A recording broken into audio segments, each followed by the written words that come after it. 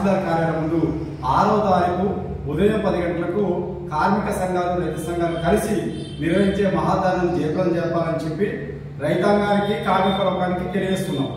అదేవిధంగా 7వ తారీఖు నాడు స్థానిక వ్యవసాయ మార్కెట్ సెంటర్లో వ్యవసాయ బొమ్మ సెంటర్లో పెద్ద ఎత్తున రైతాంగం రాస్తారోకో నిర్వహించాలని చెప్పేసి కూడా మనకు దశల వారీ ఇచ్చింది. అదేవిధంగా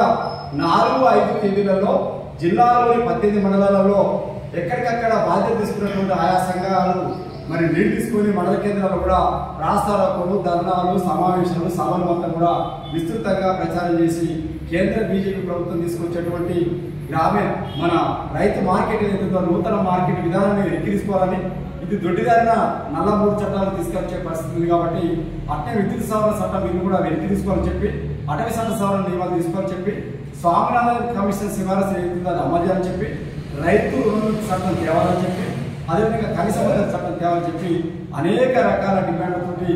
దేశవ్యాప్తంగా జరిగేటువంటి సమరశీల పోరాటంలో కార్మికులు, రైతులు, ప్రజలు అధిక సంఖ్యలో పాల్గొని మన మహిబాద్ జిల్లా సంయుక్త కిసాన్ మోర్చా సమన్వయ కమిటీ ఈ రోజు మహిబాద్ జిల్లా సిపిఐ పార్టీ వీరభవన్లో ఇవాళ జరిగినటువంటి సమావేశం తీసుకున్న నిర్ణయాన్ని మొత్తం కూడా అమలు చేయాల్సిందిగా పేరున అందరినీ కోరుతూ ఉన్నాం.